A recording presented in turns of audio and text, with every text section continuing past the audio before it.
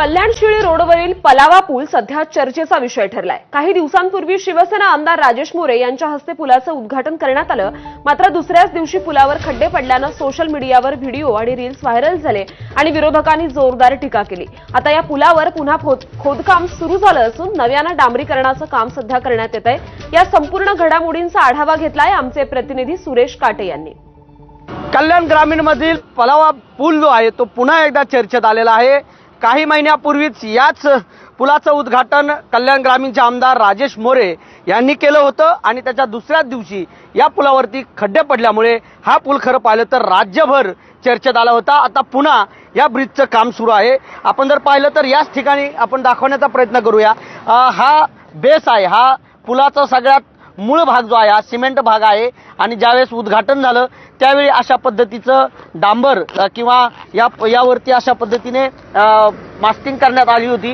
हे पाहिलं तर अशा पद्धतीने हे एवढा जाडीचा थर जो आहे हा डांबर आणि मास्टिंग अशा पद्धतीचं या ठिकाणी दिसून येत आहे आणि त्यावेळेस हे काम या ठिकाणी केलं आणि घाईघाईमध्येच याचं उद्घाटन झालं आणि पुन्हा एकदा ह्या ब्रिजचं पुलाचं जे काम जे आहे करायला सुरुवात केलेली आपण जर पाहिलं तर या ठिकाणी अशा पद्धतीने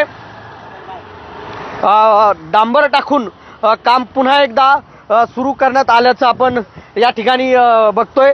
डांबर टाकण्याचं काम सकाळपासूनच सुरू आहे। रात्री खरं पाहिलं तर हा ब्रिज एक लाईन जी आहे तिचं काम करण्याचं या ठिकाणी सुरुवात झालेली आहे। रात्री कामानिमित्त हा ब्रिज बंद देखील करण्यात येत आहे। त्यामुळे अशा पद्धतीने आपण पुन्हा एकदा दाखवण्याचा प्रयत्न करणार आहोत। हा अगोदरचा आहे काम केलेलं आहे आणि हे आता नव्यानं केलेलं आहे।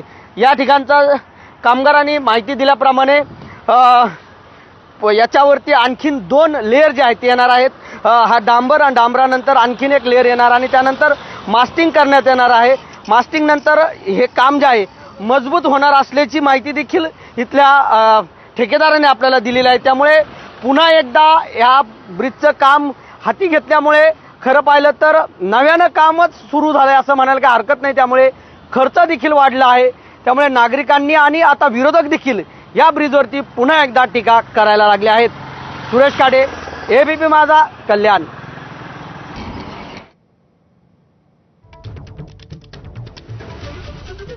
त्यामुळे उद्घाटनानंतर अगदी 2च दिवसांमध्ये पुन्हा एकदा हा पूल सध्या चर्चेत आलेला आहे।